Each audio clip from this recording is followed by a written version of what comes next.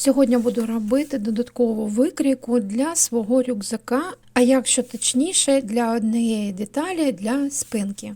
На каналі є шортс, як я роблю з пакувального паперу викрійки, але сьогодні хочу показати докладніше цей процес та трошки поговорити про викрійку рюкзака. Перше, що я зробила, обвела викрійку, яка у мене є, з якою я шию. Далі мені треба її зменшити, а зменшую я її, щоб робити по цієї викрійки додатковий ущільнювач.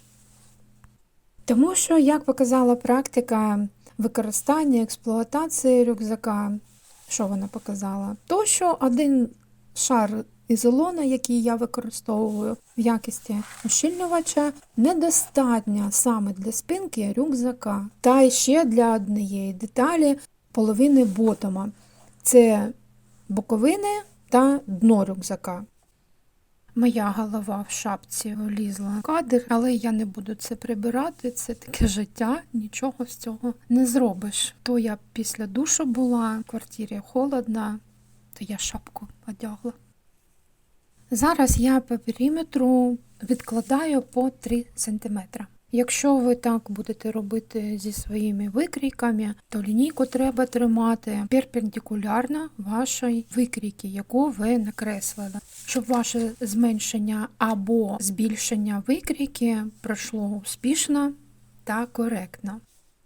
Мілі майстри, я не майстер-фломастер 80-го левела. У мене нема вищої освіти пошиття рюкзака. Ні, у мене є тільки особистий досвід пошиття, особистий досвід експлуатації. Та на цьому я можу дати вам свої поради, як краще пошити, щоб воно краще носилося, довше носилося. Тому що деякі люди, судячи, опять-таки же, це я так бачу по коментарям, хочуть, щоб будь-яка річ, виріб, який ми шиємо власноруч, щоб він був в житті в нашому років 500, щоб обов'язково його можна було прати, щоб обов'язково він не тільки виконував роль наплічника, ні, щоб він ще готував їжу, щоб він нас підтримував в житті, робив нам масаж та інше. Це я, звичайно, утрірую, але коли я читаю коментарі,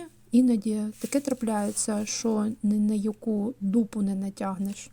А як це прати? Оце саме важливе питання, яке постійно в голові у людини, яка сідає шити.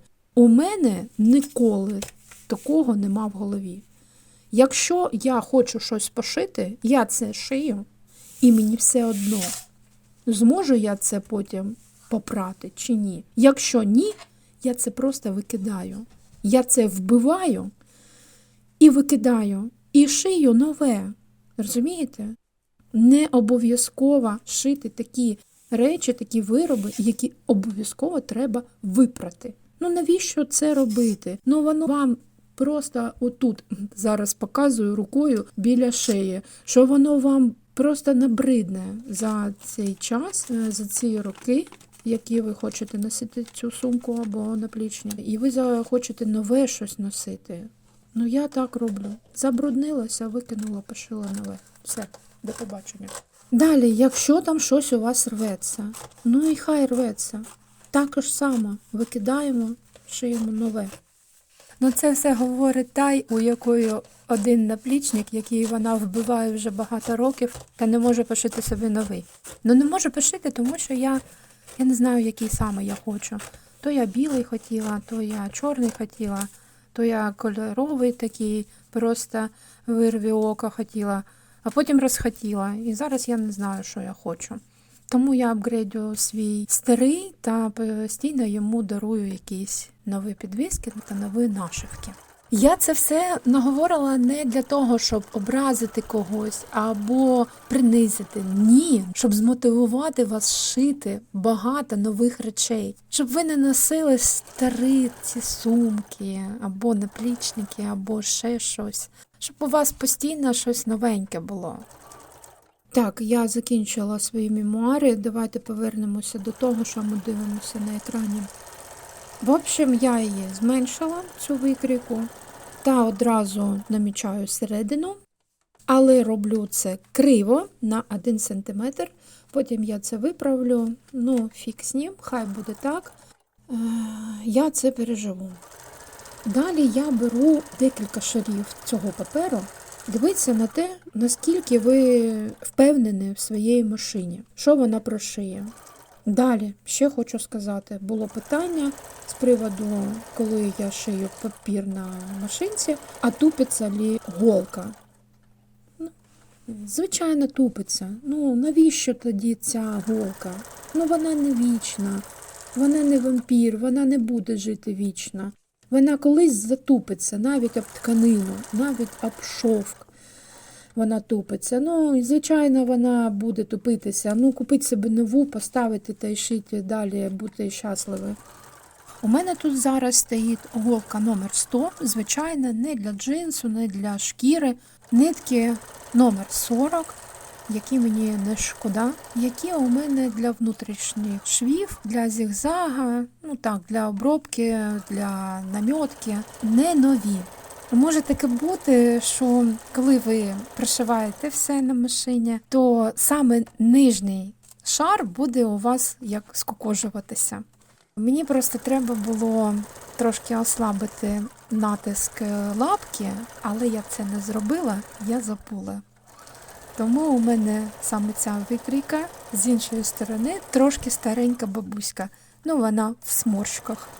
Але я це виправила тим, що я просто збризнула водичкою та гарячою праскою обробила поверхню. Всі ці сморшки стали плоскими, та вони ніяк не впливають на якість викрійки. Далі я обрізала по лінії, яку накреслила, та обробляю швом зігзаг на машині край викрійки. Роблю степлером дірочку, щоб підвішати, та буду зараз все показувати. Кольорова – це основна викрійка спинки, по якій я краю джинсову частину та перший шар ущільнювача.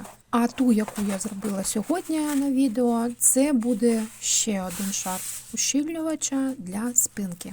Ці дві частини я зшиваю за допомогою тканини на машинці, щоб вони не ковзали та були статичні один до одного.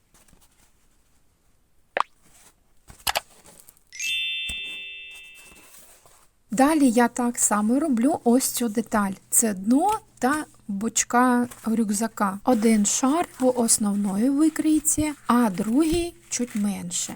Чуть менше я роблю для того, щоб мені було зручніше шити. Ну, це товсті деталі, які роблять рюкзак дуже негнучким, коли його вже треба збирати. Але нещодавно я придумала обалденний спосіб, як цього оминути, та як пошити пустий рюкзак, а потім в нього вставити ущільнювач. Не прямо в наступному відео, але я обов'язково з вами поділюся цим. Я хочу вам це показати.